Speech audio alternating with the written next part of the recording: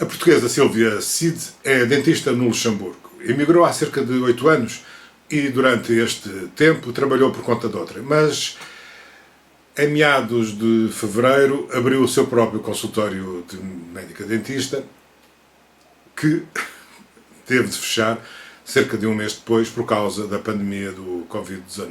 É o que se chama acertar na mousse. Na conversa que tive com esta médica dentista, ela fez uma comparação entre o que se passa em Portugal e no Luxemburgo, tanto na sua área profissional específica, como no estado em que a pandemia se tem desenvolvido nos dois países. Foi uma conversa muito interessante. Nós somos a profissão de maior risco, tanto para os utentes que nos visitam, como para nós próprios, na medida em que nós temos uma distância de trabalho, maior risco profissional do que o nosso, só mesmo os médicos de medicina interna a intubar um paciente sem a devida proteção, porque o nosso trabalho diariamente baseia-se numa distância de trabalho média de entre 20 a 30 centímetros, com uma produção constante de aerossóis e de gotículas promovidas pelos instrumentos rotatórios, pelos destartarizadores pneumáticos, por qualquer intervenção que nós tenhamos nos nossos pacientes, é sempre invasiva, por norma. É verdade. Normalmente os dentistas já estão bastante protegidos, já têm máscaras, aqueles óculos, máscaras. Isso não é suficiente? Infelizmente não. Não. As nossas máscaras cirúrgicas são permeáveis, não são de todo que as normas, as novas guidelines recomendam de facto um aumento enorme nas medidas de proteção. E essa é a razão pela qual os governos europeus tomaram a decisão de fechar os consultórios de medicina dentária. E eu já posso falar um bocadinho da cronologia aqui no Luxemburgo. Eu por estar muito ligada a Portugal, obviamente, fui sempre acompanhando aquilo que ia acontecendo. E aqui, em termos de datas, em Portugal, no dia 15, sai um decreto em Portugal que proíbe, portanto, a abertura dos consultórios de medicina dentária, salvo situações de urgência. No dia 16 de março ainda não tinha sido decretado o estado de emergência, já eu na altura voluntariamente decidi anular os meus pacientes todos, até perceber o que é que seria proposto pelo governo aqui do Luxemburgo. No dia 17 é decretado o estado de emergência por 3 meses, que é uma coisa que de facto é diferente. Em Portugal são em períodos de 15 dias, aqui foi imediatamente portanto, decretado o estado de emergência durante 3 meses, mas só no dia 21 é que saíram normas de facto a proibir o exercício da medicina dentária em consultório privado. E nesse âmbito eu até acho que o Luxemburgo procede de uma forma mais inteligente e mais segura do que Portugal, no sentido em que define 3 espaços absolutamente bem equipados para urgências de medicina dentária, com um sistema de rotatividade entre todos os médicos dentistas, ou seja, todos nós estamos destacados potencialmente para essa emergência, sendo que são turnos de 2 dias, exercidos em 3 polos do país, Norte, Centro e Sul.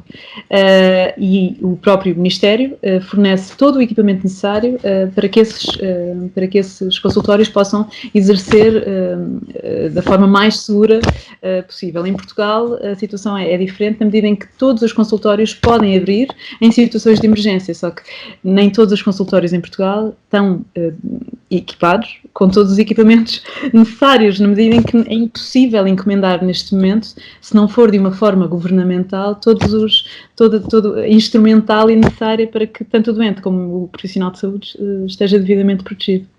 E vocês têm, no caso específico dos dentistas, têm algum rendimento mínimo assegurado ou não? Olha, não, na verdade não temos, mas temos muitas medidas fiscais que são simpáticas, na medida em que temos ajudas para o pagamento de salários dos nossos assistentes e de recepcionistas e de todo o pessoal ligado. No meu caso, eu abri o meu consultório há 5 semanas, no dia 10 de fevereiro, e portanto tenho uma data... fantástica. É verdade. Portanto, mal abri, foi logo esta surpresa. Fechaste logo.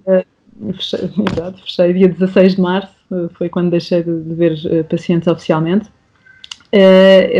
Mas enfim, independentemente disto, obviamente que quem tem um consultório, que é o meu caso, tem uma data de despesas fixas, nomeadamente rendas, leasings, salários para serem cumpridos.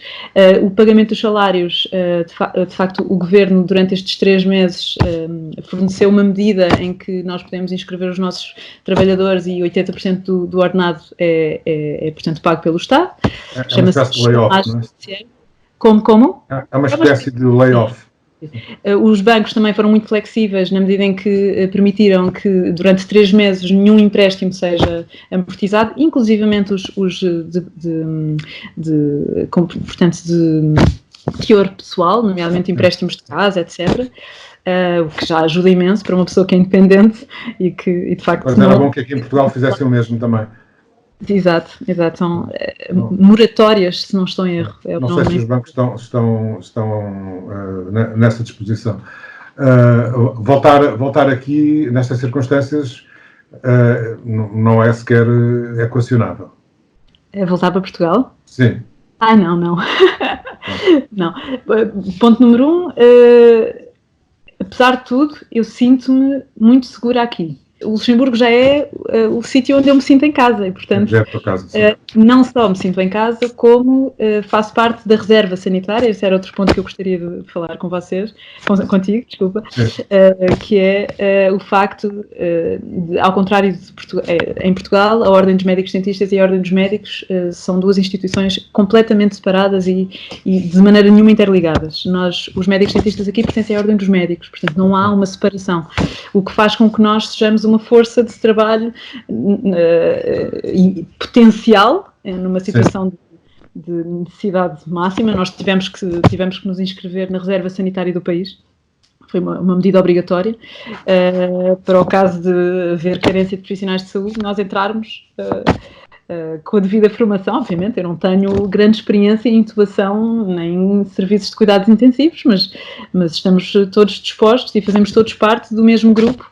E isso também facilita muito a comunicação entre pares profissionais, porque é importante saber o que se vai passando em tempo real, e há uma ótima comunicação entre médicos e médicas dentistas aqui, de facto. Muito bem. Olha, não sei se estás muito inserida na comunidade portuguesa ou não. Uma grande parte da população do Luxemburgo é composta por portugueses. Como é que os portugueses vivem este momento? Qual é o sentimento geral, se é que há? Em termos de números, não oficiais somos quase 33% da população, oficiais somos 20 e poucos, portanto é de facto um número muito, muito, muito significativo e efetivamente tenho bastante contacto com a comunidade portuguesa, tenho muitos pacientes que vivem cá, alguns há muitos anos, outros há menos tempo. Como te disse, eu deixei de ver pacientes a partir do dia 16. Tenho mantido contacto com alguns pela internet e até ter deixado de trabalhar, eram sem dúvida o grupo de pacientes que eu tinha mais informados. Eu julgo que tem muito a ver com a comunicação social portuguesa e com o facto da maior parte da comunidade portuguesa estar muito, muito ligada, assim como eu, a tudo o que se vai passando em Portugal. Portanto, foram aqueles que mais precauções tinham, já numa fase onde aqui muitos nem sequer falavam do assunto, ou até tratavam, quer dizer, até dia 12 de março, as pessoas aqui, ninguém estava minimamente alertado para aquilo que se ia passando no resto do mundo. E, portanto, o que me parece é que, de facto, a comunidade portuguesa é bastante bem informada e que respeita muito a questão da quarentena enfim, e bastante compliant com tudo aquilo que o Governo vai orientando. Olha, de um modo geral, a lei defende as pessoas nestas situações, aí no Luxemburgo, em relação a despedimentos, por exemplo, a falência de empresas. Sim, de facto, se há país para se estar num momento destes, onde em termos económicos ninguém sabe muito bem aquilo que vai acontecer, qual o verdadeiro impacto para todos nós, eu acho que se há algum sítio para estar no mundo, acho que é o Luxemburgo. 15% do PIB será investido para cautelar todas as possíveis consequências. O trabalhador está absolutamente protegido. Há, de facto, todos os salários.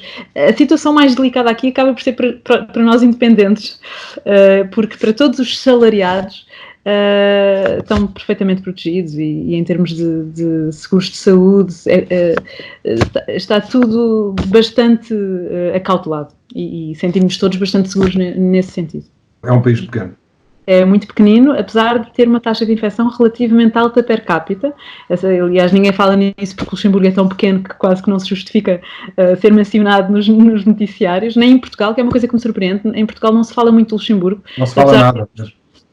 Apesar de termos uma população tão significativa, somos tantos portugueses aqui que de facto me surpreende um bocadinho ninguém não ser digno de referência. Mas acho que uma das razões pelas quais ou é apontada ou justificada a questão de termos muitos casos per capita, quase mais do que Itália e Espanha, tem a ver com a quantidade de testes que são feitos. Nós temos uma das maiores taxas de testes diárias per capita, e daí também ser o índice de mortalidade é elevado ou não? Não percebi, desculpa. Eu estava a perguntar se o índice de mortalidade é elevado, como é em Itália. Neste momento 22, até números de ontem à noite, temos 1988, portanto praticamente 2.000 infectados, com 22 mortos até agora.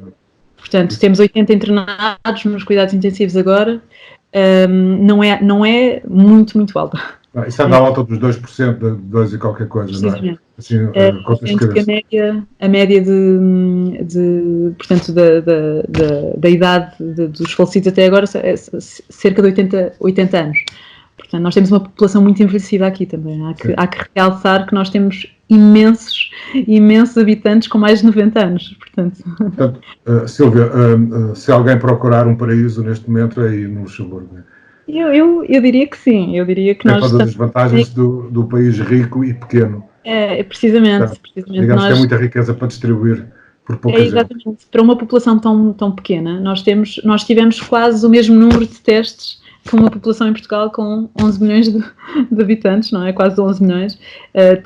Tivemos metade do número de máscaras que Portugal recebeu. Portanto, quer dizer, não é proporcional de todo, não é? Nós somos 20 vezes menos. Não é? E os recursos são metade. Não é? Portanto, efetivamente, acho que estamos bem aqui. O Luxemburgo é um país que tem mais de 30% da população de origem portuguesa, mas não corremos o risco de ver 200 mil portugueses em debandada para Portugal. Apesar de tudo, pelo que ouvimos agora nesta conversa, é mais seguro estar no Luxemburgo do que aqui.